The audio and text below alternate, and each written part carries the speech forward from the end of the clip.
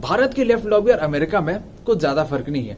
ये लोग वो हैं जो अपने आप को जस्टिफाई करने के लिए अपने अपने राइट्स के नाम पे वायलेंस करते हैं और ऊपर से उसको जस्टिफाइड भी मांगते हैं। लेकिन दूसरी तरफ कोई और अगर यही मेथड अपनाता है अपने अपने राइट्स को एक्सरसाइज करने के लिए, तो यही लोग उसको अनएथिकल और अनलॉफुल कहकर थ्रेट और अग्रेसर का टैग देते थे। इन शॉर्ट, उल्टा चोर कोतवाल को डांटे। पिछले वीडियो में जैसा कि मैंने कहा था कि रशिया यूक्रेन कॉन्फ्लिक्ट से रिलेटेड हम 5 क्वेश्चंस को डिस्कस करेंगे, जहां हमने 3 क्वेश्चंस को डिस्कस किया था। आज के वीडियो में हम रिमेनिंग 2 क्वेश्चंस को डिस्कस करेंगे, जो कि है ये 4th क्वेश्चन कि क्यों भारत इस कॉन्फ्लिक्ट में एक न्यूट्रल स्टांस मेंटेन करके चल रहा है, और 5th क्वेश्चन दोनों देश यूक्रेन और रशिया में कौन सही है और कौन गलत। पहले डिस्कस करते हैं क्वेश्चन नंबर 4 कि क्यों भारत इस कॉन्फ्लिक्ट में एक न्यूट्रल स्टांस मेंटेन करके चल रहा है। हर कंट्री की नेशनल पॉलिटिक्स जितनी ज्यादा डार्क होती है, जियो पॉलिटिक्स या वर्ल्ड पॉलिटिक्स ही कह लीजिए, उससे भी ज्यादा डार्क होती है।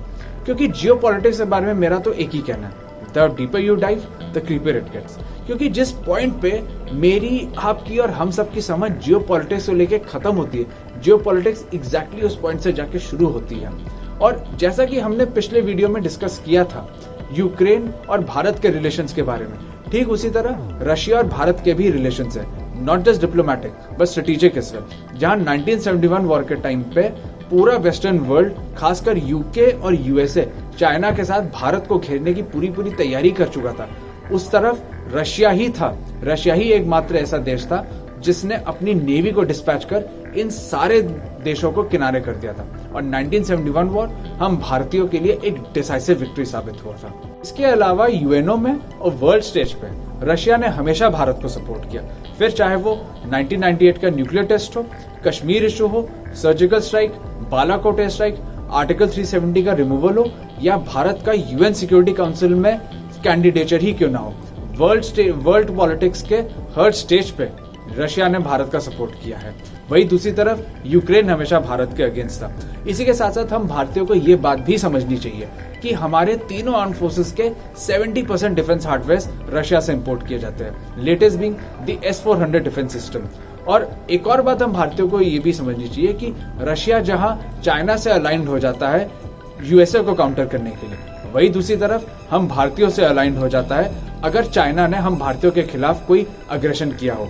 एग्जाम्पल के तौर पे गलवान वैली क्लैश, जहां हमारे अनफॉर्चुनेटली 20 जवान शहीद हुए थे और बदले में चाइना को अपने 40 गंवाने पड़ गए थे। यही बात यूएसए एंड वेस्टर्न कंट्रीज की। तो आप सबकी नॉलेज के लिए मैं बता दूं कि इस वक्त वर्ल्ड पॉलिटिक्स को यही कंट्रीज लीड कर रहे हैं, लेड बाय यूएसए, जिसके साथ भारत के पिछले कई सालों में बहुत ही अच्छे संबंध बने हैं। खासकर इसलिए क्योंकि एशिया में यूएस को भारत की जरूरत है चाइना के राइजिंग पावर को काउंटर बैलेंस करने के लिए। क्योंकि एक बहुत ही पुरानी कहावत है, the enemy of my enemy is my friend. और 1962 से लेकर अब तक चाइना और भारत की क्या हिस्ट्री रही है, आप सब उससे अच्छे से वाकिफ होंगे। अगर भारत ने यूक्रेन को सपोर्ट किया तो इससे रशिया के साथ भारत के डिप्लोमेटिक, स्ट्रेटेजिक और डिफेंस टाइज हैम्पर होंगी, जो कि भारत के जियोपॉलिटिकल इंटरेस्ट के लिए बिल्कुल भी सही नहीं रहेगा। खास करके इंडियन ओशन रीजन, जो कि भारत का कई सालों से बैकयार्ड रहा है और जहां चाइना हर साल अपना इन्फ्लुएंस एक्सर्ट करता जा रहा है और बेसिस बनाने की कोशिश कर रहा है भारत को घेरने के लिए।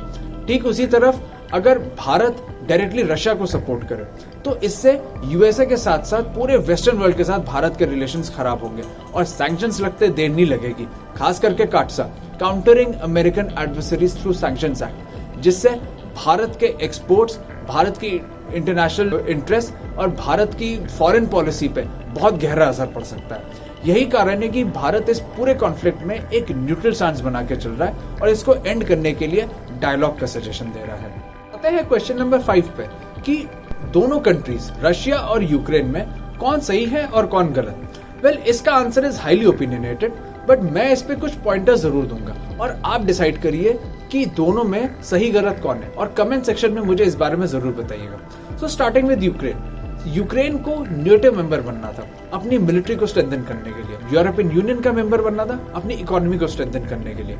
लेकिन अगर आप अपने घर का कंस्ट्रक्शन कर रहे होते हैं तो आप ये तो इंश्योर करते हैं ना कि आपके आस पड़ोस के घर वालों को कोई नुकसान ना पहुंचे। सिमिलरली यूक्रेन को भी ये एंगल समझना चाहिए था, जो कि गलत सोच थी।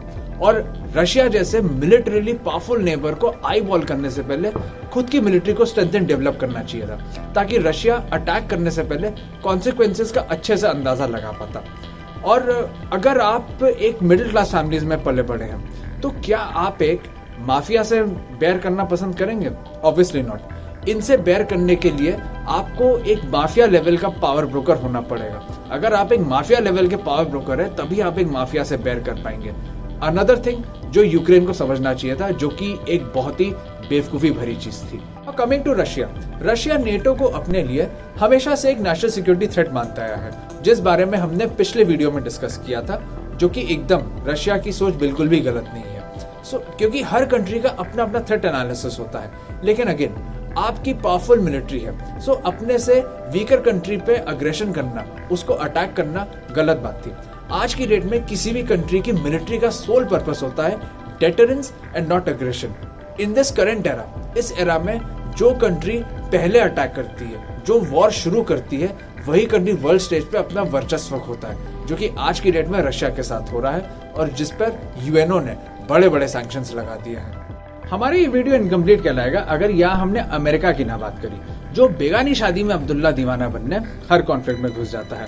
अफगानिस्तान, इराक, लिबिया, सीरिया, मतलब इन 4 कंट्रीज की बात की जाए तो तरीके से अमेरिका पे तो इतने सैंक्शंस लगने चाहिए कि वो वर्ल्ड स्टेज पे नॉर्थ कोरिया से ज्यादा आइसोलेट हो जाए। भारत की लेफ्ट लॉबी और अमेरिका में कुछ ज्यादा फर्क नहीं है कि ये लोग वो हैं जो अपने आप को जस्टिफाई करने के लिए अपने अपने राइट्स के नाम पे वायलेंस करते हैं और ऊपर से उसको जस्टिफाइड भी मांगते हैं।